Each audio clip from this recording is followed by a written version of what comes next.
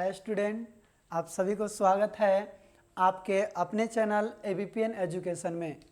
और आज हम आप लोगों को बताएंगे क्लास 2 के मैथ यानी गणित का कुछ विषय सूची कि क्या क्या जो है आप लोगों को पढ़ना है वो जो है एक बार देख लीजिए। लेकिन जो बोर्ड पे इतना सारा जो आप लोगों को दिखाई दे रहा है तो यह जो है जितना रेड से लिखा हुआ है मुख्य रूप से वही जो है आप लोगों को पढ़ना है, और जो भी और ब्लैक और ये ब्लू से लिखा हुआ है उसके अंतर्गत आता है ना। तो बहुत छोटे छोटे भागों में इसको करके जो है आप लोगों को पढ़ना है, तो ज़्यादा जो है कुछ नहीं है। जैसे हम लोग देखेंगे यदि पहला में तो पूर्वाभ्यास है। पूर्वाभ्यास का मतलब क्या होता है? पिछले कार्यों को दोहराना यानी पुनरावृत्ति करना। जैसे पिछले क्लास हम लोग 1 क्लास में जो भी पढ़े यहाँ पे उसको जो है आप शॉर्टकट तरीका से एक बार फिर से जो है पूर्वाभ्यास के जरिए जो है आप लोग जानेंगे, ठीक है। उसके बाद दशमलव भिन्न के जोड़ और घटाव, और इसी चैप्टर में हम गुणा और भाग भी सीखेंगे, ठीक है। उसके बाद जो है कुछ संख्या के बारे में जानेंगे, रूढ़, सम, विषम और यौगिक संख्या के बारे में जानेंगे कि रूढ़ संख्या क्या होता है। रूढ़ संख्या को अभाज्य संख्या भी कहते हैं, सम संख्या, फिर विषम संख्या और यौगिक संख्या जिसको भाज्य संख्या भी कहते हैं। उसके बाद देखिए संख्याओं का गुणनखंड निकालना। और ये जब गुणनखंड दो तरह से निकाला जाता है, एक तो ऐसी संख्या जिसमें सभी प्रकार के गुणनखंड होंगे, सम संख्या भी होगा, विषम संख्या भी होगा और अभाज्य संख्या यानी रूढ़ संख्या भी होगा। तो वैसे चीज का गुणनखंड यहाँ पे निकालेंगे, लेकिन इसमें जो है कहता है रूढ़ गुणनखंड निकालना, यानी कि जो अभाज्य संख्या है, जो रूढ़ संख्या है, उसको केवल निकालना हम इस चैप्टर में पढ़ेंगे। उसके बाद महत्तम समापवर्तक जिसको शॉर्टकट में महसा भी कहते हैं, और इसके अंतर्गत क्या पढ़ेंगे? गुणनखंड द्वारा महसा निकालना, फिर भाग की क्रिया से महसा निकालना। ये दोनों चीज हम महत्तम में सीखेंगे। लघुत्तम में अब बात करते हैं, यानी इसको लसा कहते हैं, और ये भाग विधि से लघुत्तम निकालना। इसमें केवल जो है एक ही विधि आप लोग को जानना है, भाग विधि से लघुत्तम निकालना। बाकी आगे की क्लास में जो है और भी विधि जानेंगे इसके जैसा, ठीक है।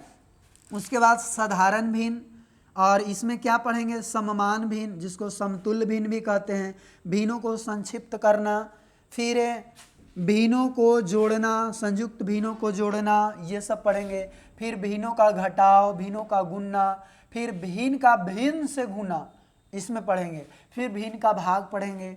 उसके बाद इतना चीज़ पढ़ने के बाद जो है कुछ आपका क्वेश्चन पेपर होंगे, 4 गो क्वेश्चन पेपर होगा, 1 2 3 4। चारों को जो है जितना सारा पढ़ें वो सभी में से यहाँ आप लोगों को टेस्ट जैसा देना होगा।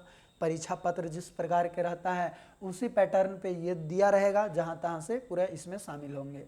उसके बाद देखते हैं एक एक नियम।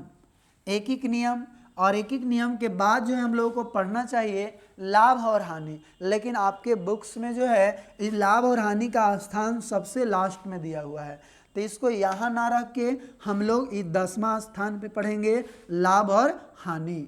उसके बाद साधारण ब्याज पढ़ेंगे। मतलब लाभ हानि का मतलब क्या होता है कि अगर कोई हम किसी को हम खरीद रहे हैं, किसी चीज़ को खरीद रहे हैं या बेच रहे हैं, तो उसे लाभ और हानि कितना हो रहा है, फायदा या घाटा क्या हो रहा है, उसके बारे में जानना होगा, है ना। उसके बाद जो है हम लोग जानेंगे साधारण ब्याज कि किसी को कर्जा दे रहे हैं, 2 साल के बाद वो कितना लौट आएगा, है ना, फायदा के साथ लौट आएगा तो उसका कितना ब्याज होगा, कितना मिश्रधन होगा, है ना। तो ये सभी के बारे में हम इसमें पढ़ेंगे। उसके बाद क्षेत्रफल तथा परिमाप, ये दोनों में मिला होगा। क्षेत्रफल भी निकालना किसी भी आकृति का और उसके परिमाप भी निकालना, लेकिन इसमें जो है केवल और केवल विभिन्न प्रकार की आकृतियों का परिमाप निकालेंगे। उसके बाद क्षेत्रफल संबंधित कुछ जटिल प्रश्न इस चैप्टर में रहेंगे, जब इतना आप दोनों चैप्टर को पढ़ लेंगे उसके बाद। फिर ये ज्यामिति, और ज्यामिति जो है आप लोगों का लास्ट चैप्टर होता है, और इसमें क्या क्या जानना है यहाँ पे समझिए। बिंदु क्या होता है, फिर रेखा क्या होता है, रेखाखंड और किरण, ये सभी के बारे में पहला चैप्टर में जानेंगे। फिर कोण का वर्गीकरण, मतलब कोण कितने टाइप्स का होते हैं और उसका रचना किस प्रकार से होता है, मतलब किस प्रकार से कोण का निर्माण कर सकते हैं, ये चीज़ जो है हम लोग इसमें पढ़ेंगे। फिर है बहुभुज, त्रिभुज एवं इनके प्रकार। बहुभुज मतलब बहुत मानी भुजा वाला कोई आकृति, फिर त्रिभुज मतलब तीन भुजा वाला, एवं इन सभी के प्रकार के बारे में भी जानेंगे। अगला देखें चतुर्भुज।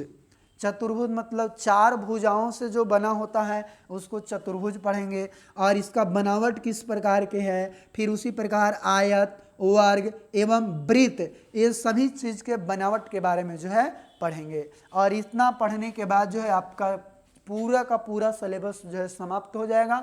तो लास्ट में यहाँ पे जांच पत्र, जो भी आप पढ़े हैं तो कितना चीज़ सीखें, इसके लिए 2 फिर और जांच पत्र दिया हुआ है, और इस जांच पत्र देने के बाद लास्ट में आप लोगों को उत्तरमाला मिलेंगे। उत्तरमाला किस लिए, तो यहाँ जितना सारे बना रहे हैं क्वेश्चन, उस सभी प्रश्नों में अगर कोई दिक्कत हो रहा है, प्रॉब्लम हो रहा है, तो यहाँ से हम लोग सही आंसर की जो है जांच कर सकते हैं उत्तरमाला से। और इसी के साथ आपका सिलेबस पूरा एंड हो गया। तो आप अपने कॉपी में जो है इसको नोट कर लें, और फिर हम लोग मिलेंगे पूर्वाभ्यास से, यानी कि हम लोग फिर से मिलेंगे। और अभी के लिए इतना ही। थैंक यू, धन्यवाद।